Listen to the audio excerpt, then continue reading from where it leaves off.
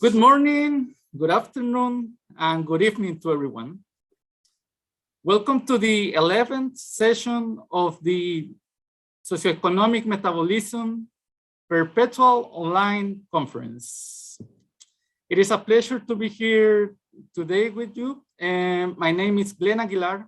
I'm a postdoc researcher at the Institute of Environmental Sciences from Leiden University, and I will be sharing this session with you today. In this session, we'll be focused on the built environment and how it connects to the circular and energy transitions. In here, we will, and we have Tomer here as well. Hi, Tomer. And here we will explore the challenges and opportunities in this research field. We will have 5 presentations of research done by 5 of my colleagues at CML. Besides the topic that is very interesting, the idea was also to show the contribution of early career researchers on this field. And that's why all the presentation of today will be done by PhD candidates and early and young researchers. So we're very excited to see the outcomes. And today's program is divided in 3 main parts. First, welcome and opening remarks, followed by the 10 minutes presentations with Q&A parts of 5 minutes. And finally, a general discussion. If you would like to contribute to the discussion in the Q&A session or in the final general discussion, please do not hesitate to raise your virtual hand or to add the comments or questions in the chat box that it's below your screen. Now, I would like to give the floor to Professor Hiroki Nakitawa from Nagoya University for the opening remarks. So, Hiroki, welcome, and the floor is yours. Thank you, Glenn. Thank you very much. Greeting from Japan. Thank you very much for joining today. I can see 31 participants now. And this is the 11th session of the ISIESM Perpetual Online Conference. And as you know, we have the very tough time in the last 2 years, but our SCM is try to keep the communicating and also stimulate the SCM members even under the very severe COVID-19 situations. So there's one of the opportunities to have some communication is to having some online sessions through all over the world. And also it's a really nice opportunity to everyone to have some one session per almost every 2 months. And we are starting from activities from 2020. So that's why we have almost like 11 sessions today.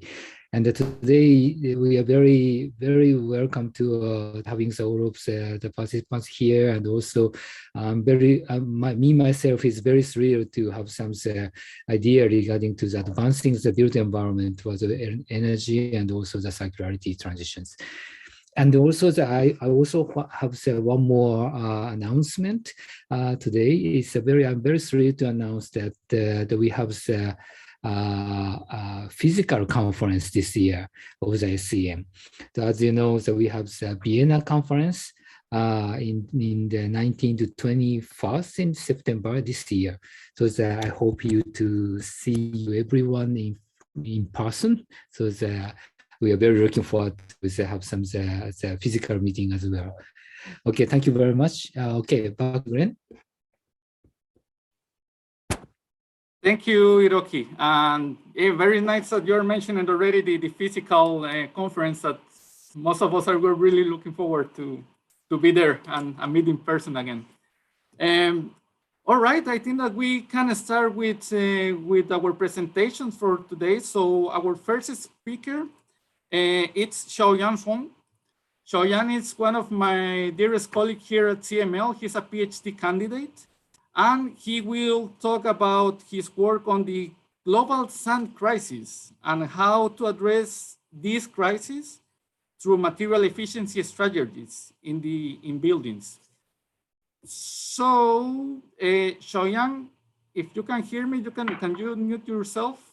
Yeah. Hello, Glenn. Hi, Xiaoyang. I think that you can share your screen now. Okay, let me see how to do it. You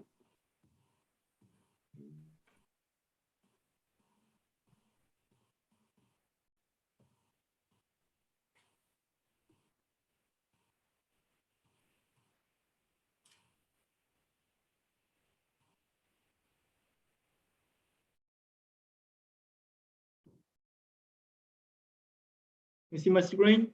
Yes, okay. We can see it perfectly. Okay. Very good. Okay, maybe let me just get started. Hello, everybody. I'm glad. Sorry. Can you?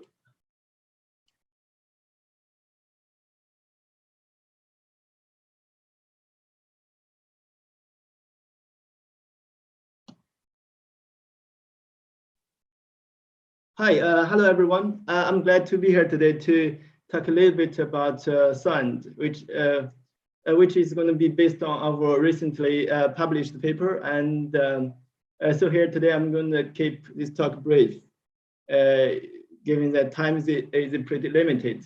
And if anything is not clear, please let me know afterwards, or you may also find more details in the paper. And also, maybe it's a little bit weird, but I have to look into a different direction because I have a larger screen here. It looks better. So yeah, and today's talk, the title is Increasing Material Efficiencies of Buildings to Address the Global Sound Crisis. The paper has the same title as this talk. And okay, so let's get started. So what do you think of when you think of sound? Maybe you think of the desert or the ocean. It's not surprising. The desert and the ocean combined represent some 80% of our planet. And there seems to be endless sun in these places. So one might wonder, with all this sun, how come we are still faced with a kind of sun crisis for building our cities and infrastructures? Well, the thing is, just as water from the ocean is not fit for drinking, desert and ocean sand are not very suitable for many construction purposes because of their shapes and size and chloride levels, among other factors. So, so actually, instead of the desert and the ocean, rivers are a major source of construction sand because the river sand has the best shape and the size as preferred for construction, and the river sand is easy to access and extract. Also, the transportation is easier because the rivers, in general, are close to cities. And unfortunately, just because it is so easy to access that the river sand has become a kind of a common pool resource that basically opens to everyone.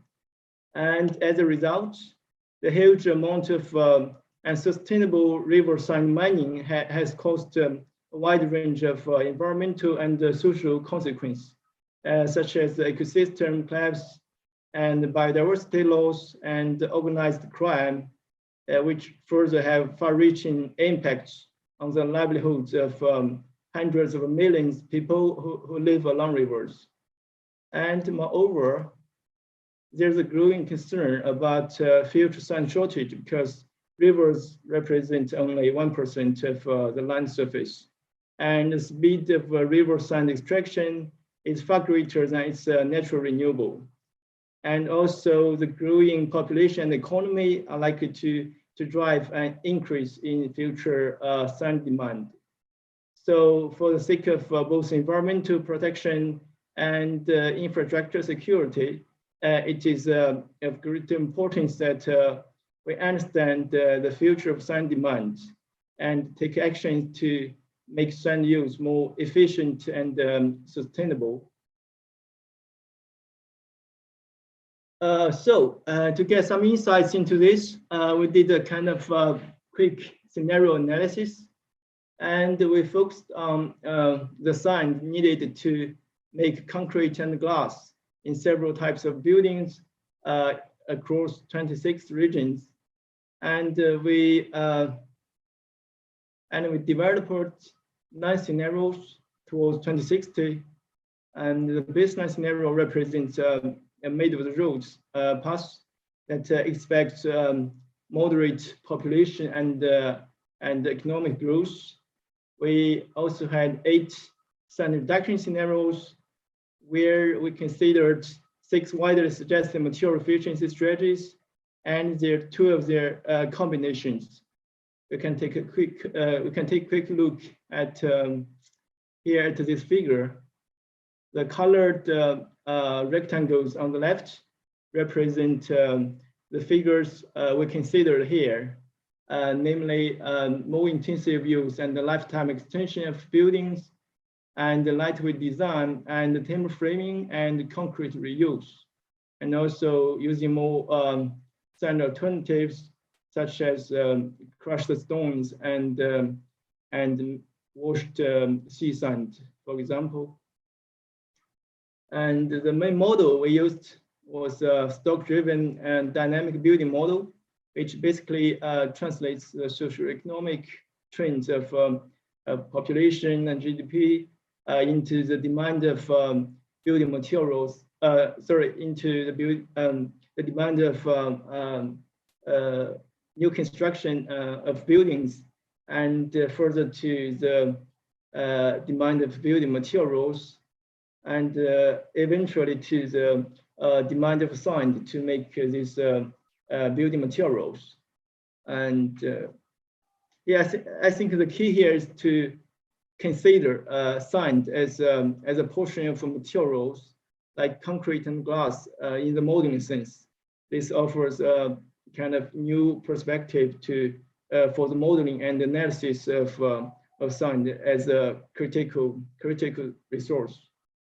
And again, I will not go into the details, and you may find more modeling details also in the paper. Okay, let's take a look at some results. And in the baseline scenario, sign that we consider here sees a 45 increase on global level, and the largest increase are in low-income countries like Africa and South Asia, with over 300% increase. That's huge. And in the reduction scenarios, half of this cumulative demand may be avoided when all strategies considered here implemented together, which is shown in by the bottom yellow bar. You can see from this figure. And the largest reduction potentials are in the strategy more intensive use and using more standard alternatives.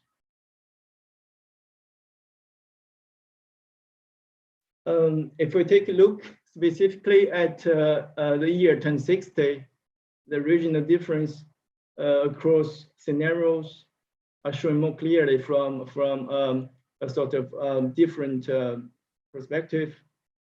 We see great challenges, especially in low-income countries, that will be faced with a surging building demand, building sand demand, and therefore a need for a rapid expansion of sand production capacity, and also substantial investment is needed for an efficient and sustainable transition in the building sector. So international cooperation in resources and technology is likely to play a crucial role in the future.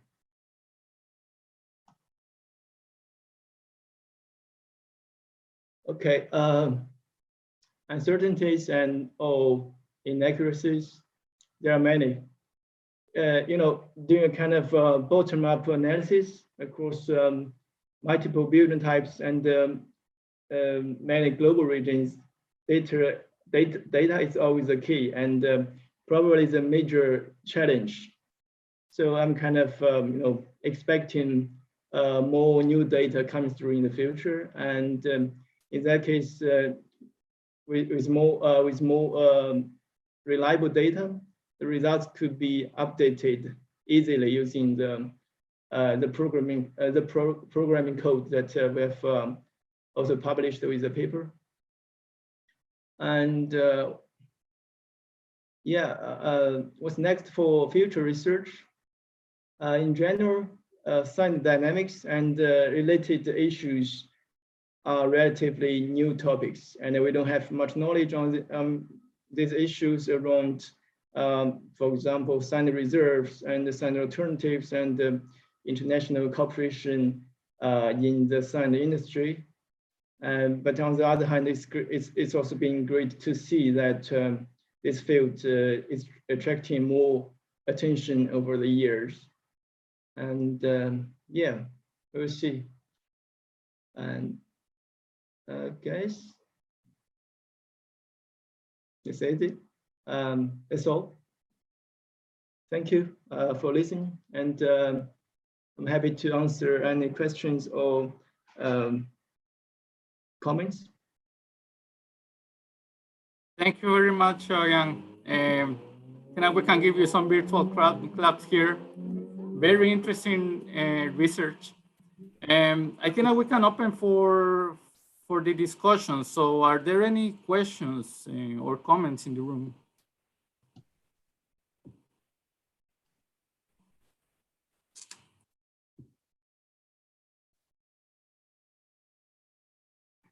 Yeah, let's wait for the reaction. And if not, I have a couple of questions. So sure.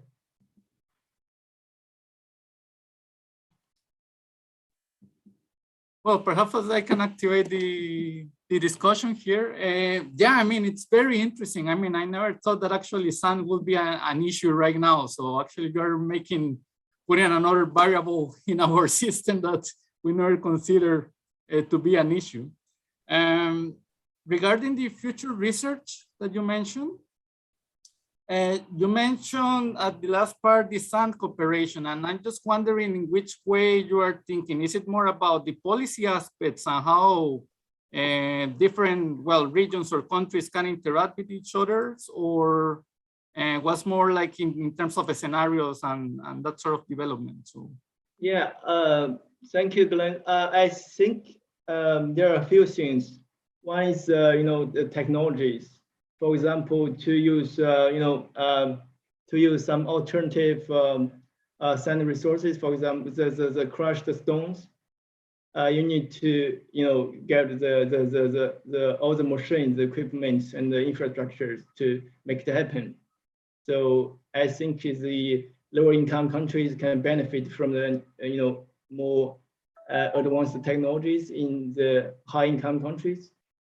And also nothing is the trade agreement or the for example, some countries can import sand resources from other countries, but recent years there have been some cases. Some countries have basically banned exporting sand resources to other countries. It's not good, but I think one way to solve this issue in the future may be the trade agreements. Yeah. Very interesting. Thank you, Xiaoyang. Mario, can you hear me? I see your yes. hand. So yes. Please. Yes, I'm not sure whether the connection is good because I am in a rural area of South Africa. So let's see that it is up. One question is, in your scenario, are you considering the Jevons paradox that if you are having technology that use better resources, so you need less for doing one square meter or something, then this implies increasing the use of resources, not less. It's like with irrigation. If you are having a better use of water, you irrigate a larger area. So maybe you will be more infrastructure, especially if you are in Africa where the need is huge. It is not that clear that the technological improvement will reduce the consumption of resources. I don't know. You never included this in your analysis? Yeah, I'm not sure if I understand your question correctly, but did you mean the more intensive use strategy, which means you build less buildings than the baseline scenario? Or? Yeah, the point is that it's called Jevons paradox or rebound effect. If you are more efficient, you use more. So if you need less sand to make 1 square meter, there will be more square meter, especially in a situation like Africa, which or Southeast Asia, whatever. I personally, in a big phase of expansion, I will not be confident that an increase in efficiency will reduce the consumption. Yeah, but I mean, I was just wondering whether you are considering this in your analysis. Simple answer is no, but I mean, it's a good point. And actually, it's not only sand resources, is the only constraint for more buildings and infrastructures. We also need to consider climate change perspective. If you need to build more buildings, as you said, maybe because of the reborn defect or whatever, you need to produce these materials, and you will generate a huge amount of greenhouse gas emissions as well. So I think this should also be like impacted by the climate goals in your country, I guess.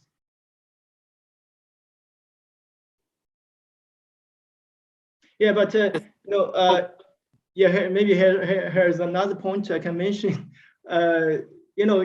Actually, even when we consider the more intensive use, that in our scenario, we consider the more intensive use strategy, which aims to reduce the floor area proportion. But even in that case, in the more intensive use scenario, the floor area proportion is still increasing in almost all countries. It's of course in African countries, it's still increasing.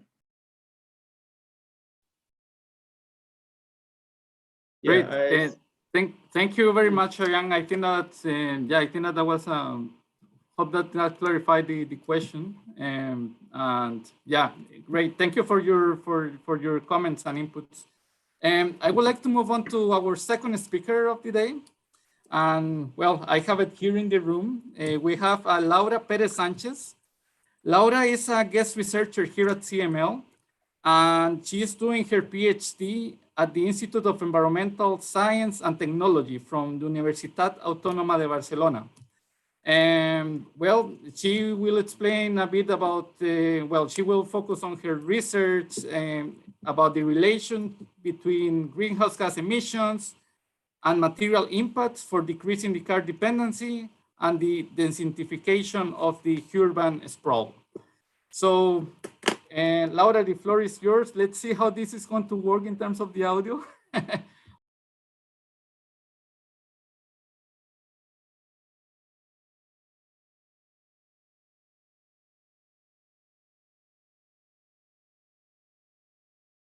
Mute. Okay.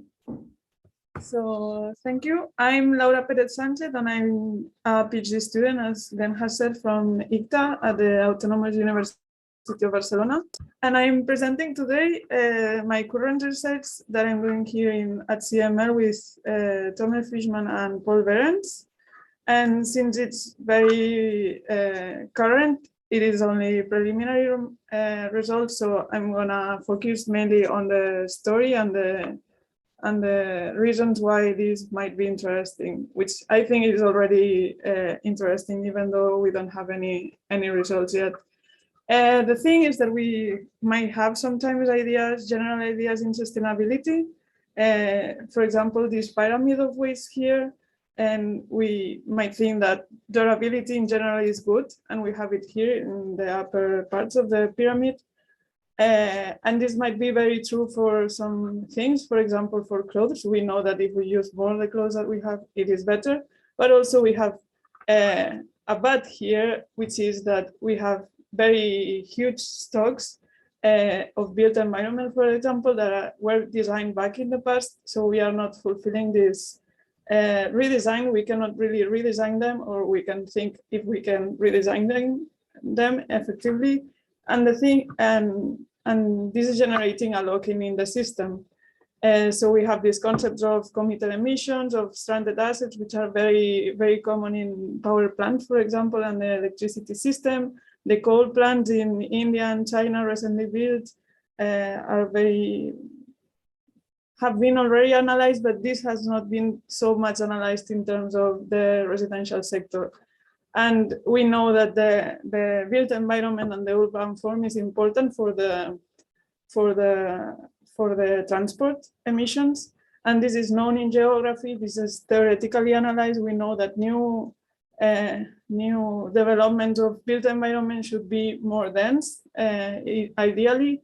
But the thing is that we haven't analyzed the effect on the existing built environment and what can we do with that. And also in life cycle analysis, there are some scholars that have introduced transport as a key variable to include in the building emissions, not only the emissions in heating, for example, and other uses in buildings, but also the construction, of course, and the transportation that is induced by these kinds of housing. Here we can see the city apartment and a suburban house. The usual transportation in green, in yellow is way larger for the suburban house here in Lisbon, I think it is.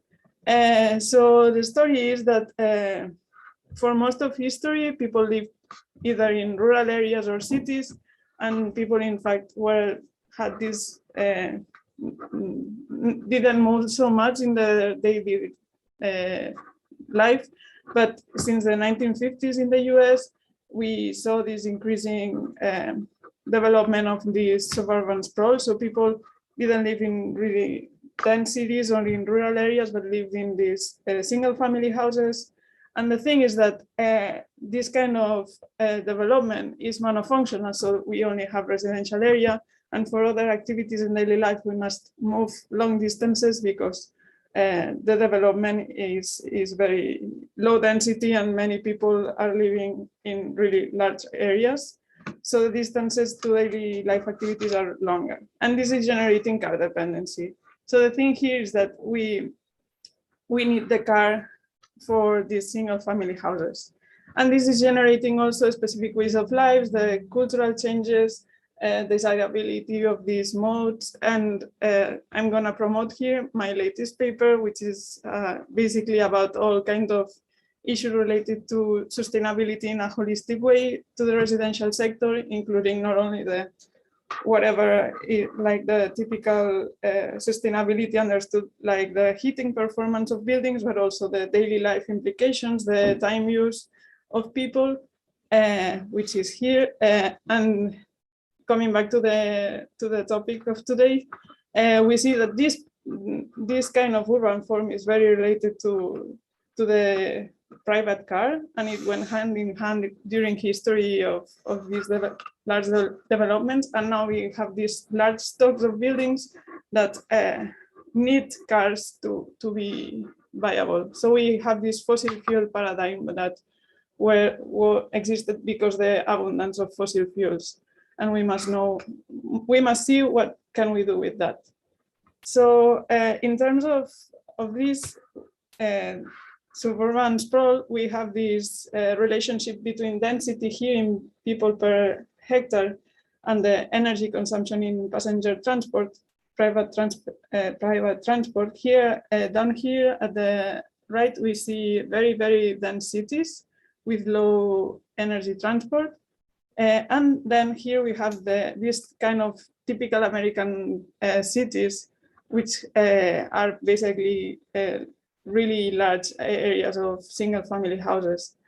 And the thing is that these very, very dense places might not be desirable and have other problems, but we can get a middle way, which has a very large implications in urban form, little implications in urban form, but large implications in the energy use. No, so this will be the basic unit of the model, but we know that mobility is much more complex, but for the model, it is a nice first approach. And the thing is that American cities, we know that they are like this, but in the EU, most of the population is living in single family houses nowadays, like the EU is 52%, sorry. And what I'm studying here is Sweden, which is a little bit over this 50% as well. And we consider that it is considered that more than 90% of the population in Sweden is urban, but it is in fact rather low density. The thing is, after all this story, can we fix this and change the urban form to change the mobility? Because we know that public transport is not really viable in the suburban sprawl. So maybe if we change the suburban sprawl, we can change the lives of people and enable different daily life patterns. So what I'm doing here is to model possible futures of densifications, because nowadays they are already building new developments of housing are already more in the way of apartment buildings and houses.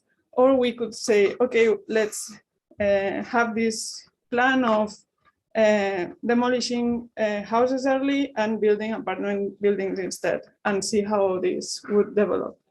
So to do this, we have this integrated material flow analysis model of cars and housing, and the case study is Sweden, and we divide it in 10 municipality types because some of the municipalities are already quite dense or are very rural, which we don't need density in rural areas really. And what we analyze is the carbon payback time, if it exists, on the material flows. And so this is a simplified version of the model. So here we have in the center in yellow the area and the urban density, which is linking the houses and apartment buildings, which are two smaller kind of divided material flow analysis models, because we want them to have different lifetimes and to analyze these differences. And we can have this densification in terms of more apartments instead of houses, or we can say, okay, we want even more density and we want more like taller buildings, which is possible still because some apartment buildings are still very, very low. And it wouldn't be like creating Hong Kong or very, very dense. There's this range of improvement or densification still. And so this would be kind of very preliminary results because I'm still working on the model. But the thing, this would be a kind of very current policies or current trends. So we see that 65% of the new buildings are flats instead of houses, and I have set a preliminary lifetime of 100 years for houses, and set the oldest houses as not following that trend, because older houses maybe are kept by historical reasons or cultural reasons. So we see that density is increasing, but the effect on the car ownership and the distance per capita by car is not that large. So the distance is less than 10% less than in 2020. And yeah, so as you have seen, we don't have really any results yet, but I think the idea is very interesting, and we have this dilemma of the durability and the locking, and the fact that we have these really huge stocks of buildings that exist, and we should approach their future and what we can do with it, because we have these ideas of, for example, 15-minute cities, but most of or many stocks are not do not have the prerequisites to follow these 15-minute cities idea, for example. And also the thing is that the curve that I showed of the relationship of density and energy is kind of the current trend, but we could think that the densification can give further improvements that we do not have yet because of cultural reasons, but we could increase shareability on product services that go beyond this mobility paradigm that we still own lots of cars in cities, for example. Yeah, and that is everything. If you have any questions or comments. Yeah, thank you very much, Laura. I'm kind of using your mic right now. Yeah, yeah. should I? Yeah, let's just keep let's it see for if now. it works. And I would like to open for questions. I hope that everyone in the audience can hear me now. Yes, Sebastian. Yeah, I can see that some agreeing faces. So are there any questions or comments?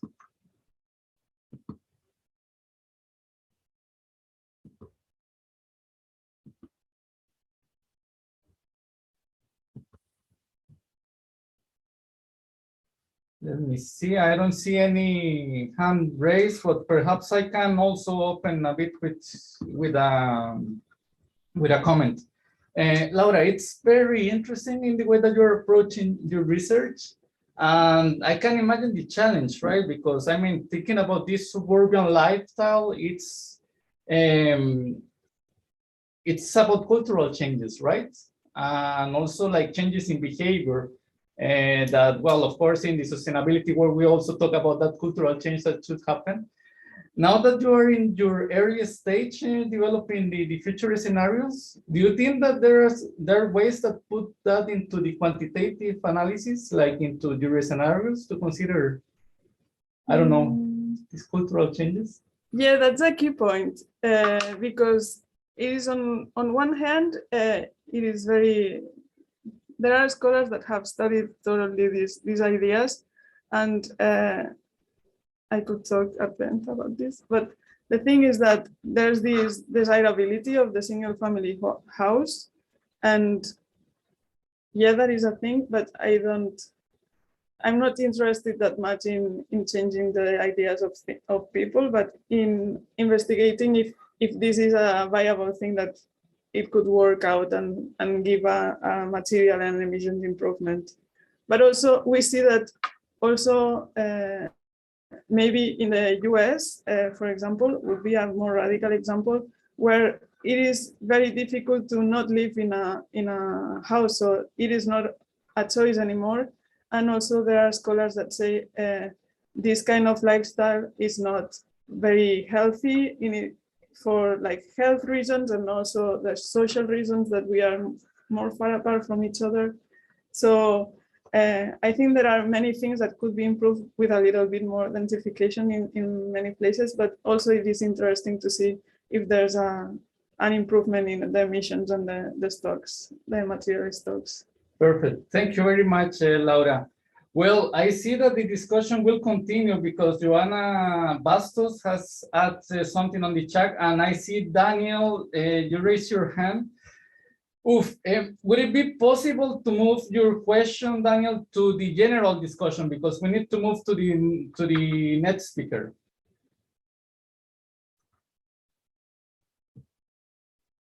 Let me see. I don't think that we can hear Daniel right now. Daniel, can you? Yes. Okay, perfect. So we will move to the next speaker, and Daniel, please feel free to open your to bring your question back in the general discussion. All right, let's move on. Mute here. You can mute now. Yeah. Just fixing a bit of hiccups with the logistics. Perfect. So I hope that everyone can hear me again. The next speaker is my colleague, Tom Verhagen. He is a PhD candidate here at Leiden University, and he will tell us his story about residential natural gas infrastructure. So Tom, the floor is yours. Hey, thank you, Glenn. Let's first try to share my screen. Yay. Does it work for everyone? Okay, great. Well, hi, I'm Teun, and I'm in the last few months of my PhD. In a previous paper, which is coming online this week somewhere, I have researched the transition towards low carbon heating, the energy and material related impacts. And in this paper, we look at the existing heating network in the Netherlands, a natural gas-based heating system. And we are comparing it based on the urban size of this urban mine and its potential as a hydrogen infrastructure. And we're looking at the Netherlands. And why the Netherlands? Well, it has one of the largest natural gas grids in Europe. It's also a major gas hub and also has around 20 to 30% of all the natural gas reserves within the European Union. Also, 90% of all residential buildings in the Netherlands utilize natural gas for space heating. And in line with the climate goals, the Dutch government decided in 2017 to abolish the use of natural gas for space heating over time in favor of low carbon alternatives. Well, this has a major consequence for the natural gas-based heating system, because over time, the transition towards low carbon heating will cause the obsolescence of the system, which raises a few questions. What is the size of this material stock? Is it less material intensive than the future low carbon heating system? And what do we have to do with this heating system? So what are the end of life options? And well, I started out with making a material stock inventory of the Dutch natural gas-based heating system, for which we included the gas boilers in residential homes, the pipeline infrastructure based on GIS data from 5 out of 7 network operators, but more than 90% of the length of the grid, and also the natural gas production installations. And then we're talking about domestic production and not the demand. So everything, the urban mine within the Netherlands and not to meet the natural gas demand of the country itself. And we evaluate these outcomes based on the hibernating stock that could be there, so mostly underground. The reuse of pipelines for hydrogen distribution based on the data provided by the Dutch network operators, and the potential recovery and recycling of out-of-use materials from this system with a dynamic stock model, so the stock and the in and outflow over time. And for this, we use 3 development pathways for the pipeline infrastructure between 2020 and 2050. So the first one, the 100 to 0, is that in 2050, none of the residential buildings will be using the natural gas infrastructure anymore for their heating demand. So we assume that in 2050, in the other scenarios, we use hydrogen, so not natural gas anymore, but we're still using the gas infrastructure for the distribution of that hydrogen. And in the other 2 scenarios, we have the 120, so 20% of all dwellings still use the pipeline infrastructure, and that's mostly buildings built before 1949. And the other one, the 100 to 40, it's about the buildings mostly built before 1965. Why these years? Because these are the buildings that are the most difficult to transition towards low carbon heating technologies. They require the most investments in financial and in material terms. And at the moment, this paper is not completely ready yet. It will be hopefully within 1 month. We are using 2 scenarios. And one of the scenarios is that all of out-of-use pipelines go into hibernation. And the other one is that all of the out-of-use pipelines can be recovered and be used as input in the circular economy for as secondary materials. Well, the first result is a map, a GIS map, of course, of the pipelines in the Netherlands of the distribution network. And here you can also see that in the eastern part of the Netherlands, we have some missing data. Those are the 2 out of the 7 network operators that were lacking, but we extrapolated the data based on their pipeline length that they have. So we still have the whole network. And in total, we find 753 kilotons of materials for pipelines, which is mostly steel, PVC, and cast iron. But if we look at the pipeline length, it's a different story, because most of the pipelines in length are made of PVC and not of steel. But steel is, of course, a more dense material with a higher density. And also the pipelines with the larger density are made out of steel instead of PVC. So interesting to see that. And of the network operator data sets, the ones from the south and the northeastern part were the ones with the most data, and the rest we extrapolated based on the average data from these ones. And that you can see that in the southern part that it has a more nice distribution between the density. So this is one part of the material stock. Then we're going to the whole material stock of the natural gas-based heating system in the Netherlands. And for that, we find 1,081 kilotons, so around 1,100 kilotons of materials in total, of which around 300 kilotons is in gas boilers in residential buildings, 37 kiloton in domestic gas production installations. It was very difficult to find data on this. So we only included a few materials from EcoInvent for that, and 753 kilotons in gas pipelines. As we can see in the graph, most of it is steel, then SPVC or PVC is the second highest material category, some cast iron, some copper in the heating boiler, in the gas boilers, PE, brass, and then we also have a small segment of asbestos cement, which is materials which they used to make pipelines from decades ago, which is not very good for people. So they're still in the process of removing it from the gas grid. So this is the baseline material stock on which we built the rest of our analysis. Then continuing, we're going to look at the development pathways. So how will the in-use stock of this system develop over time? And what we see in the graph is the 100 to 20 development scenario, or development pathway, and the other ones are the 100 to 0 and the 100 to 45. So even when 45% of the residential buildings are using the gas grid for hydrogen in 2050, around 400 kilotons will still be in use, and the other 700 will go out of use. And this means that there can be a considerable hibernating stock, or that we can recover this for use in circular economy. And we also made a comparison of the stock development with the stock development of the low carbon heating system from our previous paper. And I'm only showing the steel, cast iron, copper, and brass materials over here. We have, of course, more materials, but then I have to include a lot more slides. And we only included the materials that were fair to compare against, so which we had enough data for to compare against each other. And based on our findings, we see that the low carbon heating system is 5 times more material intensive for steel and copper. And steel is one of the biggest material stocks in the low carbon heating system, and also in the natural gas-based heating system. So, and the plastic stocks are comparable in size across both of them. For example, cast iron is comparable across both of them. Steel will increase with a factor 5 to 6. Copper will increase with a factor 5 to 6. And brass, a very small category, will decline going to the low carbon heating system.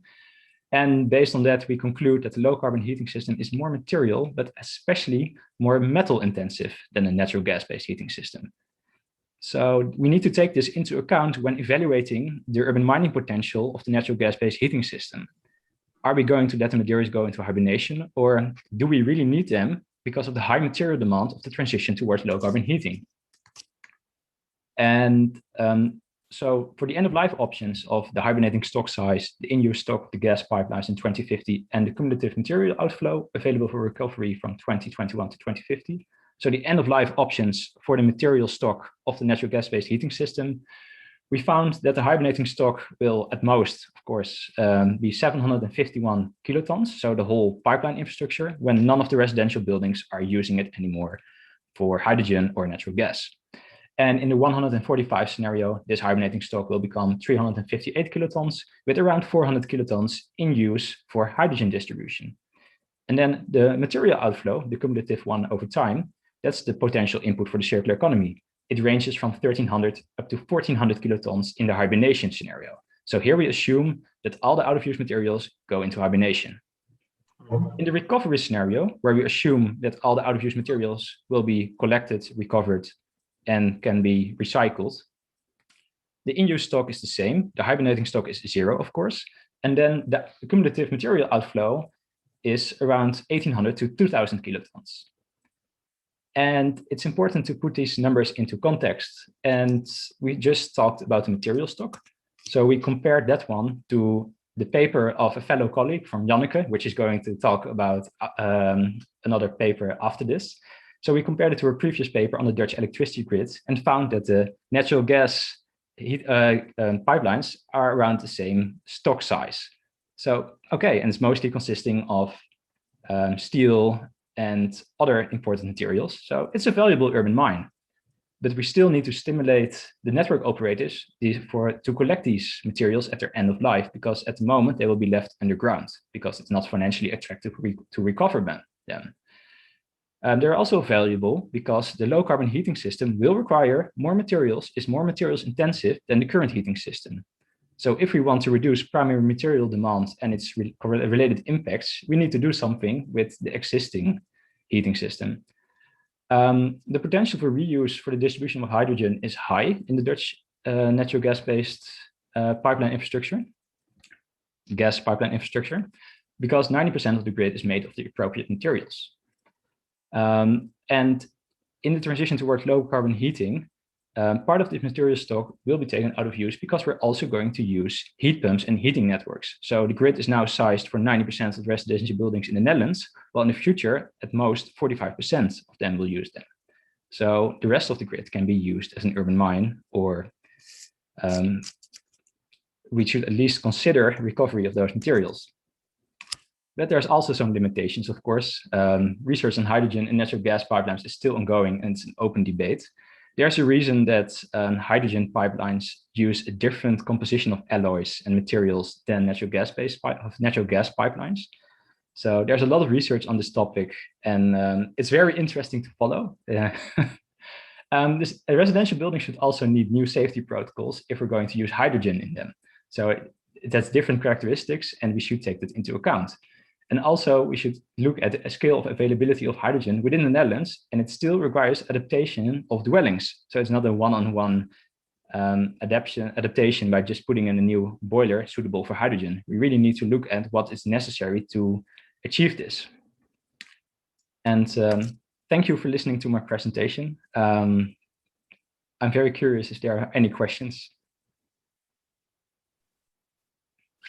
Thank you very much, John. Very interesting research, and yeah, very nice connections with everything. Oh, Daniel, I think that yeah, the floor is yours, please. Yes, very nice presentation. I have a few questions about the hibernating stock.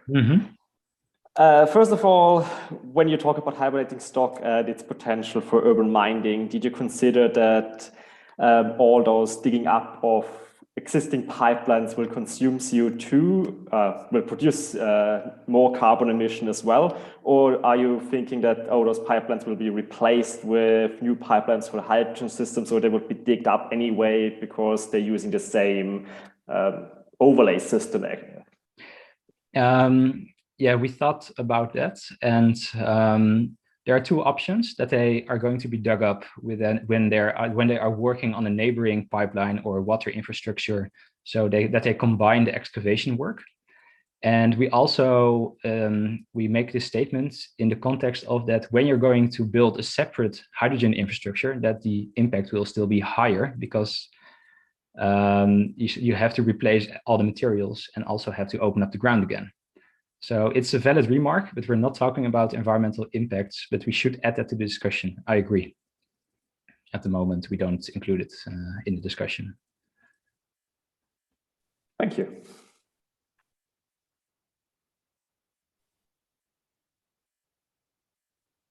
Right, any other remarks or questions? Maybe a short question.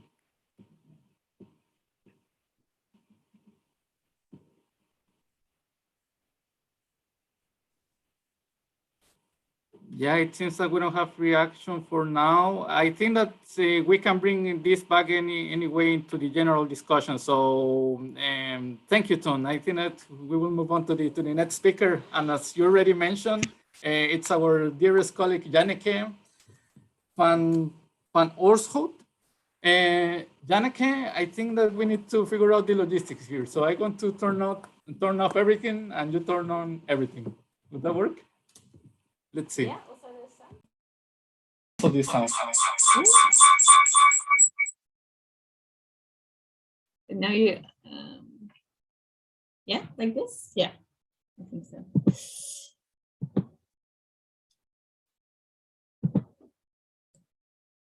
Oh, sure.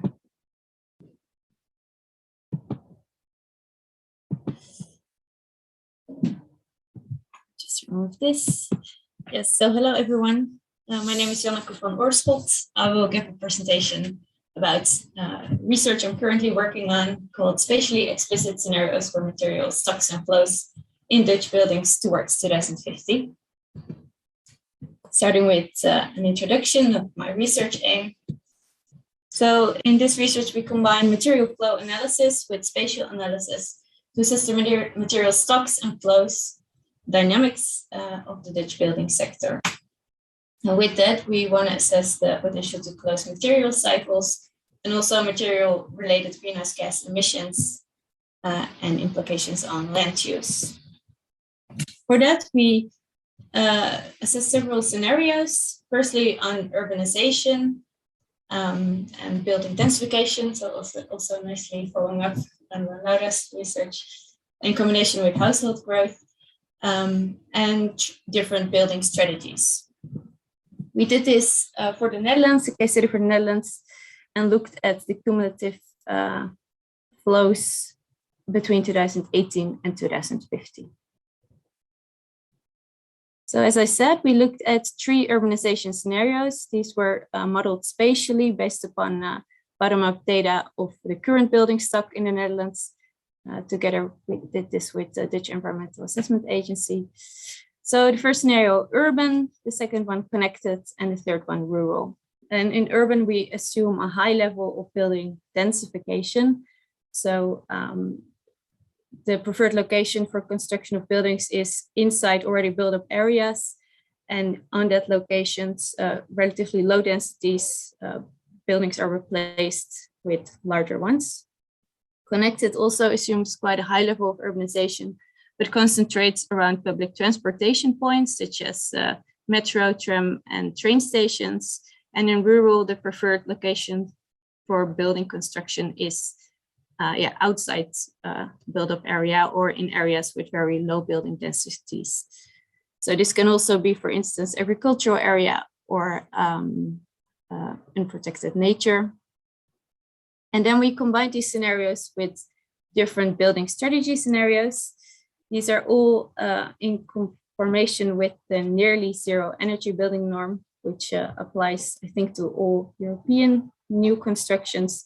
So this requires a certain performance of buildings in their use phase, requiring additional insulation and alternative energy supply systems.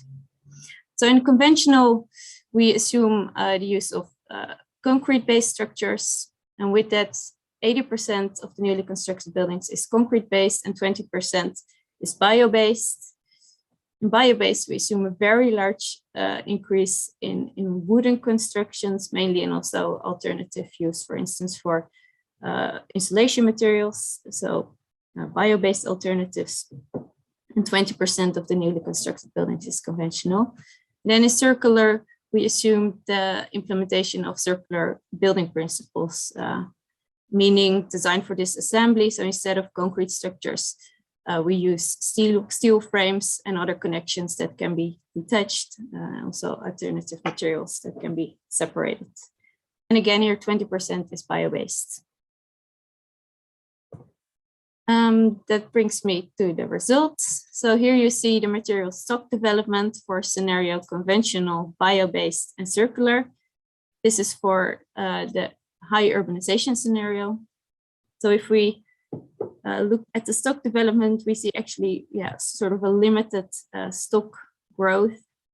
That's due to the slow stock turnover, of course, and already big stock that is already in place. So in conventional, we see still a significant growth, but in bio-based and circular, the stock growth is quite low because of the lower material intensities in these scenarios.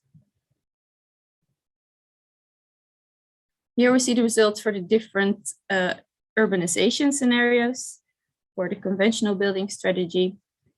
So if we look firstly at the inflow, we see actually that the inflow is quite similar for the 3 urbanization scenarios.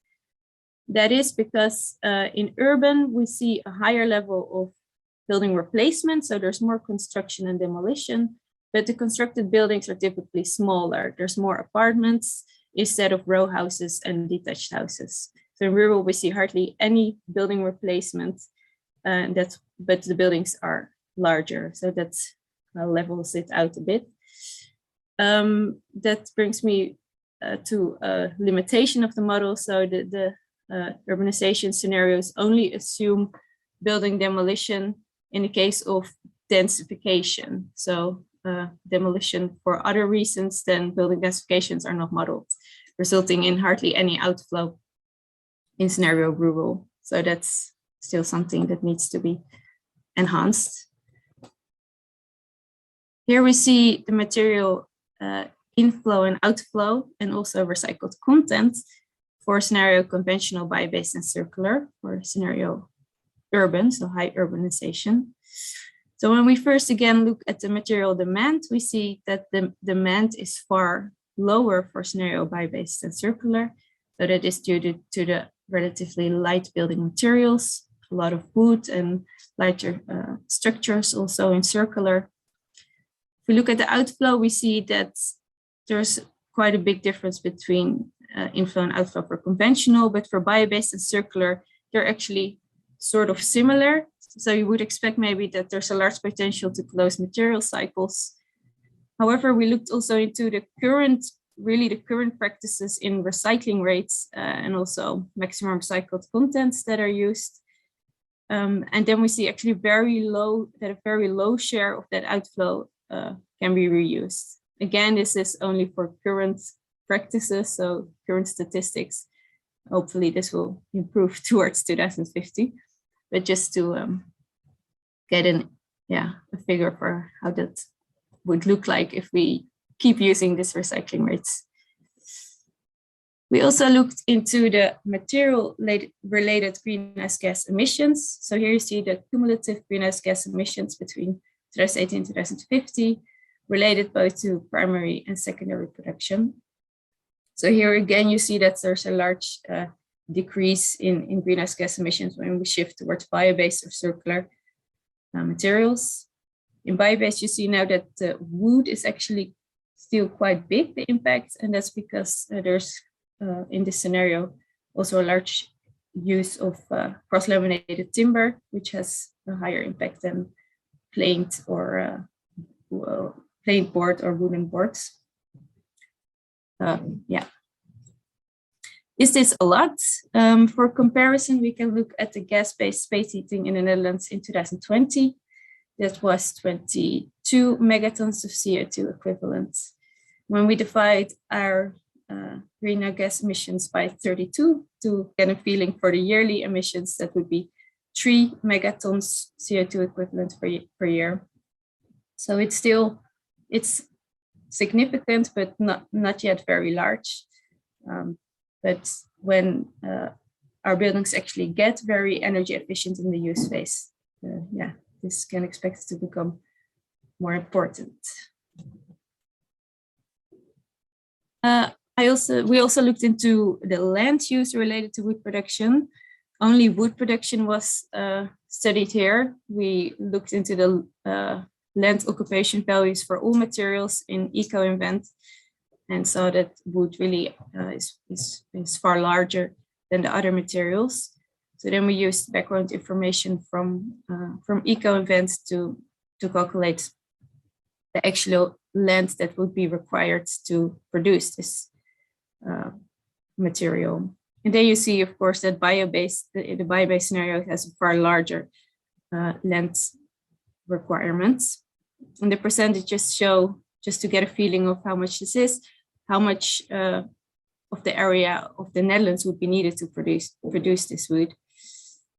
And that, of course, in all scenarios, exceeds the available land for that. And we already import a lot of wood, actually almost everything. But of course, this is something that should be critically assessed, whether it's feasible to use this wood sustainably on such a large scale. Ending with my discussion and conclusion. So we see that stock growth and slow stock renewal limit the potential to close material cycles. However, we see that circular and bio-based building strategy can directly lower greenhouse gas emissions and material demand. And also on the long term, they can provide the reusability of materials. The bio-based building strategy is somewhat controversial because it also, of course, requires a lot of land. And therefore, we emphasize the need for a higher implementation of circular constructions, as it also, on the long term, of course, facilitates reusability of materials. So both direct effect and long-term effects. And still, at present, this implementation is, still very low. Recycling rates, of course, are very, very low at present, so they need to be improved.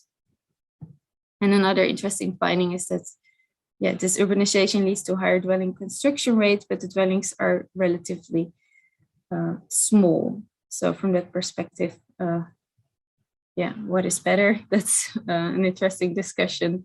But there's also very clear spatial differences. I didn't present it in this presentation, but I also have the results on a high resolution, which can be very interesting for circular policy making at different skill levels. That was it, I think. Thank you very much for your attention. Thank you very much, Janneke. I hope that everyone can hear me through your mic. We have a few virtual tabs here, and I see already a hand raised by Edgar. Edgar, welcome. We can open the discussion now. Should my speaker? Yeah, just. Thank you.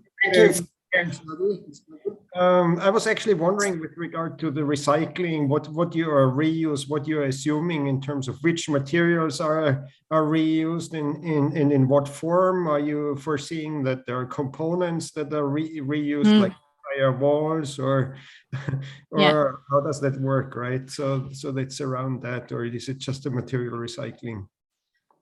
Yeah, for now it's just the material recycling. Yeah, also because the materials that become available now, there's hardly any circular construction waste yet. So I only looked into really the material recycling rates. That's important to notice. Yeah. Does that answer your question? So there's the question for me is like, what's the climate cost of recycling materials, right? And I think those are actually quite challenging to determine. But if you look at practical solutions, it usually requires that you have a place to store the building materials intermittently while you're waiting for a new project, and that requires space, right, in an urban setting, and then you need to transport it to and from, which also causes emissions. So there are all these issues that are both, have a climate impact and the financial cost, and it's easy to just, in the model say, well, we'll take the secondary resources, but to make it happen in practice is actually a challenge. Yeah, that's certainly true. It was still quite difficult for me to determine these values, but I tried to include the demolition and transportation from the building sites to the recycling facility. But okay, I think that can still be improved. Not bad. Yeah. There's at least something. So yeah. Thank you, Edgar, for your question, and Janneke for answering. I think that we have time for a last quick question, if somebody wants to react.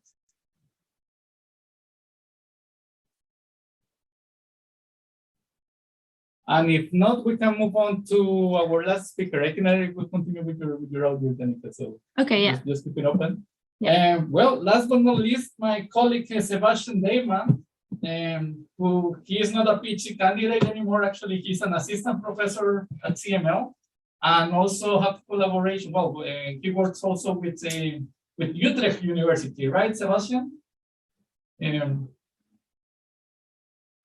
Yes, that's right. Thanks, Glenn. Yeah, perfect.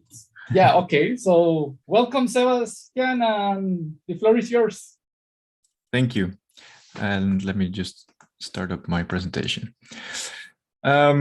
Thanks everyone for being here. I'm Sebastian, and I would like to share just one way in which I think that the industrial ecology community could contribute to the IPCC, and that's through improvement of global material use representation in integrated assessment models. So it's quite a ambitious talk. I'll jump straight in. Just to start with a little bit of background of what are integrated assessment models. Well, that's already really hard to define because there are models that are not necessarily rooted in one type of method. So it's more like an ensemble of different models that have something in common in the sense that they translate drivers such as GDP development, population development, and some policy context, and they translate that into emission scenarios, energy pathways, so long-term global environmental change descriptions. And at least most of them contain some description of the economic system, an energy system, a land use system, and a climate system, but not necessarily in the highest level of detail or the state of the art, but something appropriate to generate these long-term scenarios, especially these emission scenarios that you are probably all familiar with as part of the newly presented sixth assessment report of the IPCC. And these integrated assessment models are used to generate these greenhouse gas emission scenarios, which are important, of course, because then these feed into climate models, which then determine these predictions for global temperature changes over time. So these models are key in defining or addressing the mitigation pathways in which we can do something, in which we can see what we can do about climate change. So they're important. And that's why I think it's also important that we involve industrial ecology research and knowledge into these integrated assessment models. That's not my original thought, of course. Stefan Pauluk and his colleagues have really written a very interesting reflection on what industrial ecology could provide for better improving integrated assessment models, and especially the material representation there. What I'll do is just show you one example of how I've tried to do that with one model, the image model, which is an integrated assessment model used in the Netherlands, but of course it has a global coverage. And because materials are important for energy demand and in turn for greenhouse gas emissions, the image model already has some representation of demand for steel and cement, which are the main drivers of greenhouse gas emissions when it comes to industrial use of materials. And well, I don't want to go into too much detail here, but you can see that their original approach is based on some kind of regression analysis that relates the development of per capita income to, on the y-axis, the per capita annual material demand, in this case, steel. So it is specific in terms of kilograms of steel, and what you can also see is because this sort of levels off at high income levels, that they assume some kind of saturation of per capita annual demand for steel. There's a lot more to be said about this model, and there's a lot of really cool stuff that it does quite well in terms of providing ideas about how the steel is produced. There's a bit of stock modeling behind it, but this idea of saturating per capita annual demand for steel or whatever other material is a little bit at odds, I think, with what we are sort of discovering as an industrial ecology community in terms of what drives demand. And there's more recent research that sort of suggests that, well, hey, maybe we don't need an amount of steel every year, but maybe we need services, and when we get richer and we have more to spend, we need more services. Those services then define the stocks that are required. You can think of vehicles, houses, of course, already discussed today, but also infrastructure and stuff like that. So there's this thought of that stocks are becoming a more important indicator within models that describe material demand, I think, is something that I've tried to incorporate in my my PhD research that I defended half a year ago now, and that it takes the sort of new approach to material demand modeling based on the stocks and connects it to the integrated assessment model image. Not just because I think this approach is better, but also because it gives more detail in terms of where is this steel actually being used, so that we also get a better idea of what we can do about it. That's really the ultimate goal, of course. We talk about buildings today, so I'll give you an example of how we did this for buildings. And it's good to realize that that didn't start from scratch. Integrated assessment models deal with energy consumption, so also in the residential sector. So there was already a model that described the development of floor space stocks because they were used in the energy calculations. So we used that and we built upon that those existing scenarios. All we did really was added an disaggregation of that floor space across different building types, because of course they are relevant for the material requirements. Very similar to what Janneke just presented, the material composition of houses and floor space is expressed in kilograms per cubic meter floor space. And in addition to just the residential buildings, we also added some perspective on the use of service buildings such as offices, shops, public buildings, stuff like that, so that we describe what we think is a decent representation of the current in-use stocks of buildings worldwide. And of course, then we lose a little bit of detail with regards to where these buildings are. We don't do very nice geographic specific analysis, but I think we do have a relevant representation of global material use in buildings, at least from the stocks perspective. And then, of course, the next step is applying that in a dynamic stock model based on the building lifetimes to derive the related inflows and outflows of the building materials. And there's a lot to be said here, but what I think is most important to sort of bring into the key dynamic that I think is most important to bring into these integrated assessment models is this idea of a lag between the demand of materials for new buildings and the outflow that happens much later and catches up more slowly. So there's a sort of a circular economy gap in the sense that as long as we keep expanding stocks, we still are going to be dependent on virgin raw materials for quite a while. That's really very well embedded within industrial ecology thinking, but not necessarily so in an integrated assessment model. So that's really what I think we should sort of the key the key dynamic that we can add here. Okay, so that's very short, but basically using existing floor space scenarios, adding the material use perspective, so that, for example, for copper, we have an idea about the development of the stock.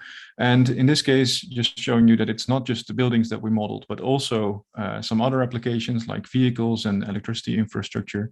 If you want to know more about that, feel free to contact me. Then the combination of dynamic stock modeling and the lifetime perspective gives us sort of the corresponding demand for materials on an annual basis.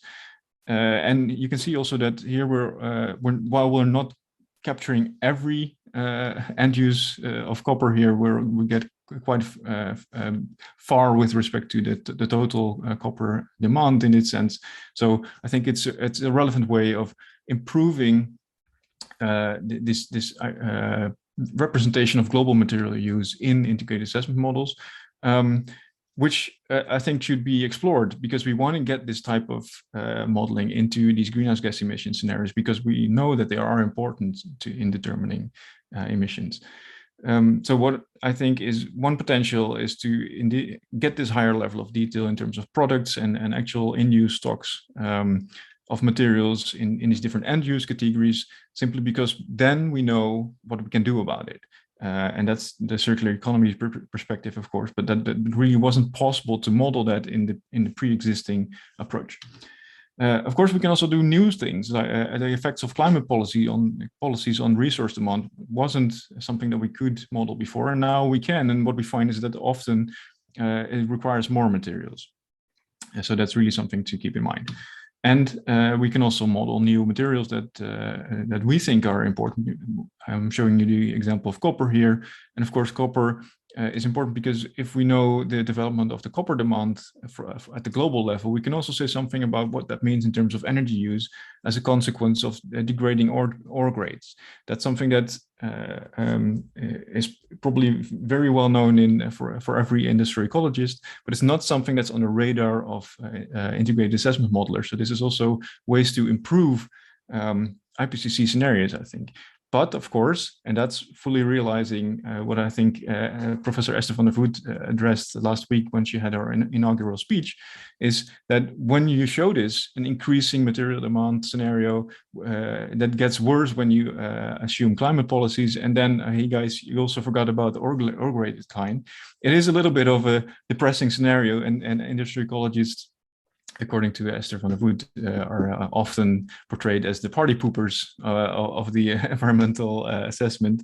And maybe when we develop or work together with the integrated assessment models, but we should also think of not just making having a better representation of global material demand, but also perhaps a more inspiring representation where we can say, well, actually there's light beyond these doomsday scenarios, and that we can think about more inspiring scenario perspectives where we actually do something about the growing material demand. So one example is I think in these low carbon scenarios, we also need to account for the fact that we need less fossil fuel infrastructure. Teun already addressed the pipelines, and that might become a promising urban mine, but of course there's platforms, refineries, mines, stuff that we don't need anymore in low carbon scenarios. And of course, and that's probably the most relevant and obvious one, is to include circular economy and resource efficiency measures into integrated assessment modeling and scenarios. One example, well, we've seen a few examples already today, and I think one other really good example is the work by the IRP on resource efficiency and climate change. And I think the challenge really, what I would like to do, work on in the coming years, is to integrate it into integrated assessment scenarios so that we do get better scenarios on greenhouse gas emissions. What I think it would be nice to share is that is actually the key objective of one new product that's a project that's starting, the CircleMod project, and that will basically be working on that for the coming 4 years.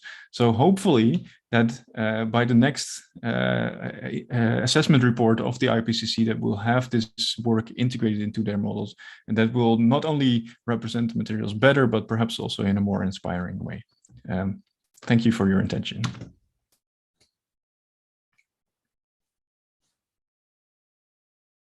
And of course, feel free if you have any questions.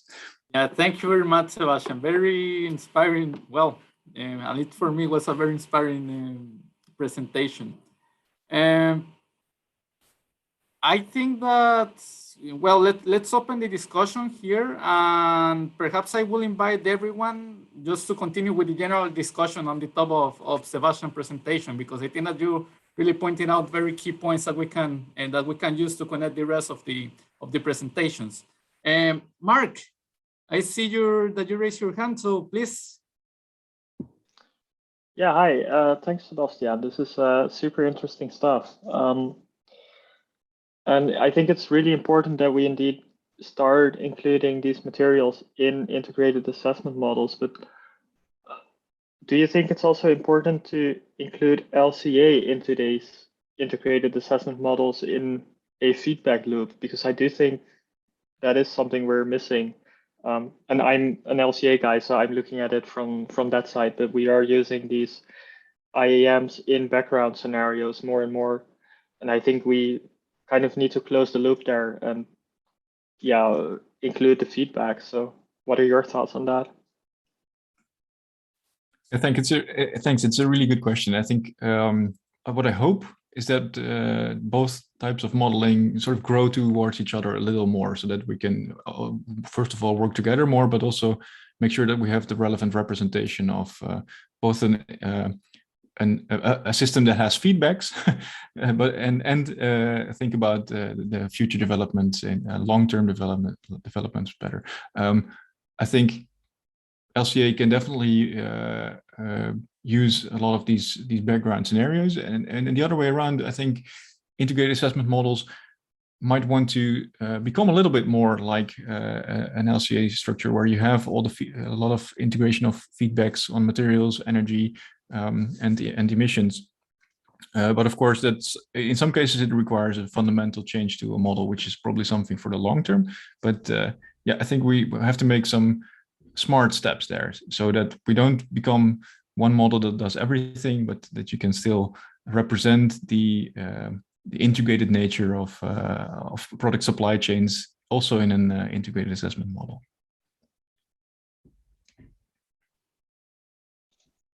Thank you, Sebastian. Right, oh, perfect. Mark, would you like to add anything else? No, that's fine. Okay, perfect. So let's move on to Jing Hui. Welcome. Yeah, thank you, Glenn. Sebastian, I want to ask because you included a stock driven scenario in the integrated assessment model. So would you include more items of the output? For example, the traditional integrated assessment model will include some inputs from maybe the policy and the GDP something, and it outputs for emissions and also it can comes out a different scenario of future prediction. But if you include stock in there, so would you just it will give more details for the emission output, or would you include more items for the output? Yeah, I think integrated assessment models are so, like I said, hard to define, and some of them, for example, address entirely different topics like biodiversity loss and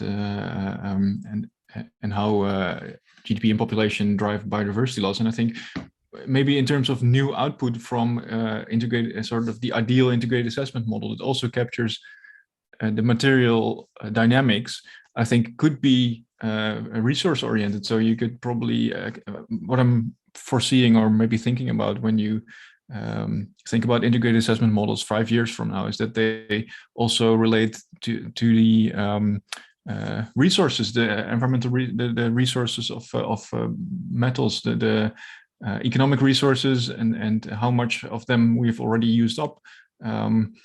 Also the scrap generation, stuff like that. So a lot more physical indicators when it comes to materials. It would be really nice to have them part of the modeling and available as new output. Yeah. Okay, thank you. So you mean that it may include more new items for the output, and also it will interactive prediction between the traditional integrated assessment model. Like, for example, if you include more details in the stock, maybe it will affect the emissions, something like that. Okay. Yeah, exactly. I think that's really the purpose, to make sure that we really capture the effect of circular economy measures on a global level in such a way that we can actually make them part of the new greenhouse gas emission scenarios for the IPCC. That would be ideal, right? Yeah. Okay, thank you very much. So looking forward to that new items to include in this.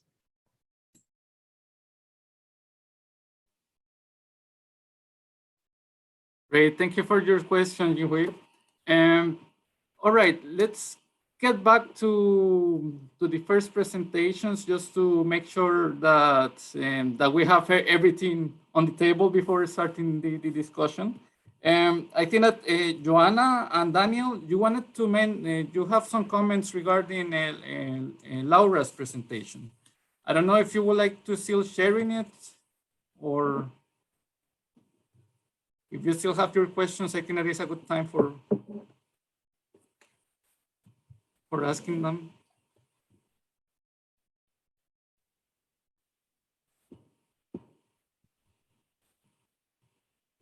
Well, it seems that, oh, Joanna, hi, I can see you now. Hi. Welcome. Sorry, I was in a noisy place before, that's why I wrote, but I actually didn't have a question. I was just commenting. It's, yeah, I'm really interested in the topic and I wanted to know more in the future mostly. And I was just commenting on that. I didn't have a specific question for Laura, but thank you. All right, great. Thanks, Joanna. Let's see. If I can point out a few pointers regarding the disclosure, well, the nice presentations that we have seen today is that, well, as Sebastian was mentioning at some point, it's important of the stock-driven approaches towards understanding how this circularity and energy transition look like. And I'm still having a question that goes like more on a bigger picture, because at the end we're talking about build environment, the materials and all the material dynamics, right? And we have seen this scenario development that has happened, well, that my colleagues has made the research on that. But it's not clear to me if as a community we do have like clear ideas on whether are the opportunities for developing these scenarios or the challenges that we have towards the future. So it might be interesting to hear. It's more a question that I have for myself. Perhaps the speakers or the audience wants to react. Edgar, don't be shy. I saw that you put your hands up. So if you want to say something, would be great as well. And or anybody else. Oh, thank you, Edgar. Yeah, sorry, I just had to step out for a second. So I'm actually wondering, because we all do buildings, right? And I'm glad that somebody looked at the natural gas infrastructure, but there's a lot more to the built environment. And my concern is with these sort of bottom-up LCA-based data sources that we tend to use, is that we really cover only a fraction of the actual material use. I'm not sure whether anybody has ever looked at that. I mean, but there's this research that goes back 25, 30 years with Greg Norris starting and Manfred Lenzen continuing to point out that if you have an IO-based LCA, that you actually have much higher impacts than with a process-based LCA, and so I think that we might run into the same phenomenon here. So, and I can only say for our side, the houses we are modeling right now, they don't have garages or driveways or things like that, right? That are also material demanding, and it's sort of you think it's maybe not, those things are not that large, but then when you think about, well, how good have I really represented the foundation and the earthworks that are necessary for that, and yeah, and so and we all know, and all the MFA studies on roads, they just cover the pavement. And the road is really so much more than the pavement, and so even if we add up our bottom-up analysis focusing on the most important things, I'm wondering how much is there in between that we are leaving out.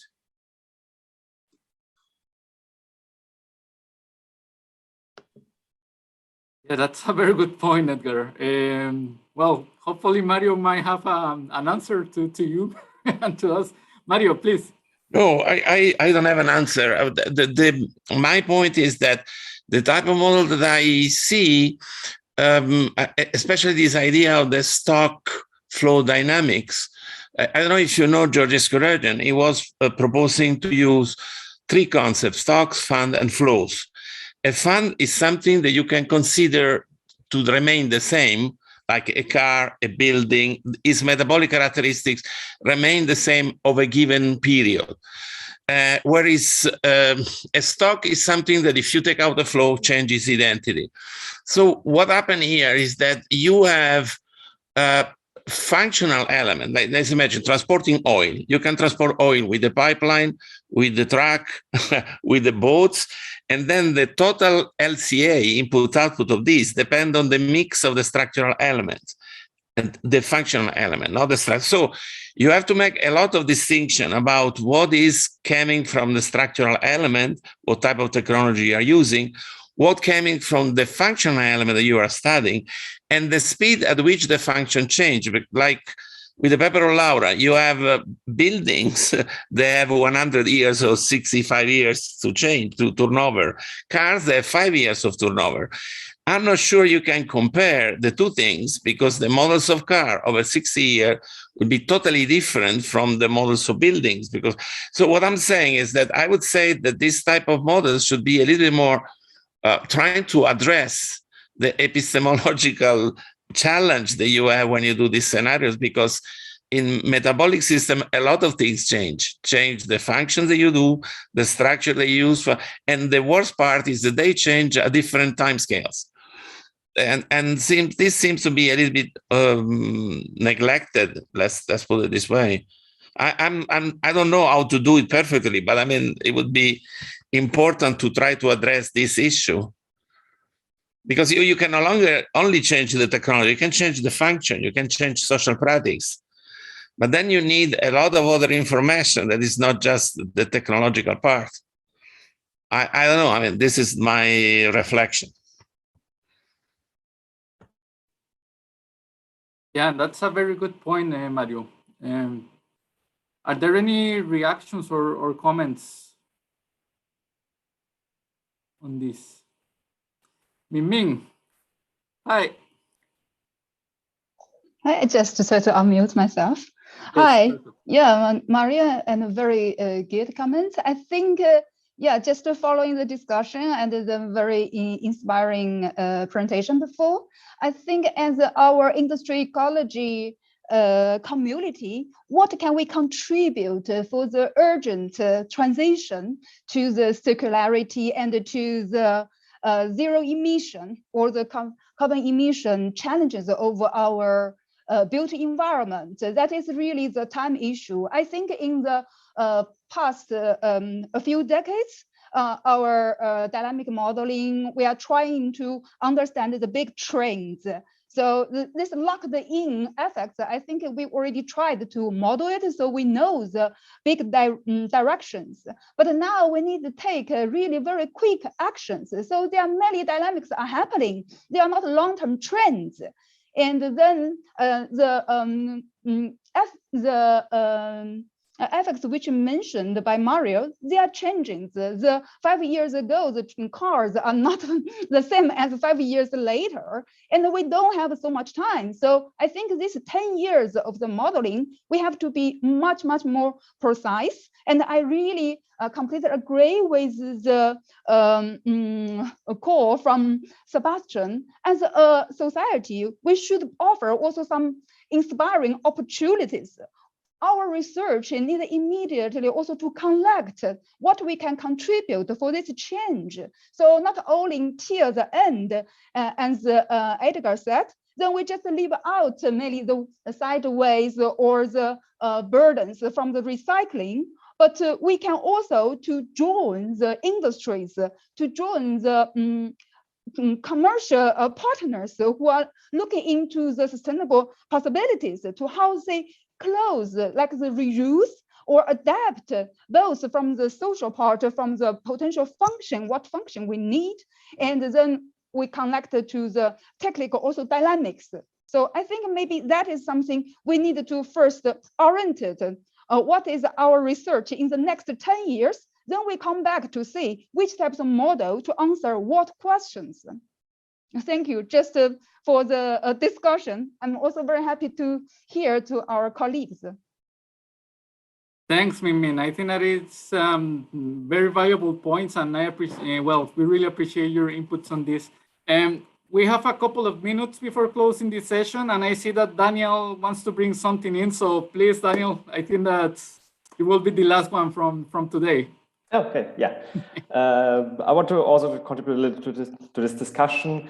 I talked with some of my colleagues about similar topics this week, and we came to the main conclusion that what we are momently missing is actually projects, pilot projects for most ideas to actually measure the impact that changes actually have, because so far in many models and simulation we assume something, but we actually don't know what the impact is of changing a material, implementing a new material. I myself worked on a recycling material and it turned out like, yes, you can put 0.5% of the material into new materials because that's all what we have at the moment. Yeah, that's a good point, Daniel. Thanks. I got the feeling that I have to come back to the recording to take out all the notes that we have over here. Unfortunately, we don't have too much time to make a summary, but I will invite you actually to, let me share my screen first before closing the session. That's what I want to do. And let me go into the last point of the day. As I said, very interesting points from different perspectives. I'm really curious to go back to a recording that actually will be making available on our YouTube channel. So that's one of the last points that I want to make. This session will be available in this YouTube channel. And then apart from this, the next sessions will be announced in the socioeconomic metabolism website and the ISIE. And then we will like to invite the audience to future sessions. So, I mean, you can decide topics and let us know, submit an abstract and see the proposals. And with this, I would like to thank all of our speakers, the audience for your time, also the supporting group I have in front of me, Tomer, that kindly arranged all the session for us. So thank you very much for that. And see you next time. Thank you very much. Thanks, everyone. Bye-bye. Bye. Yeah.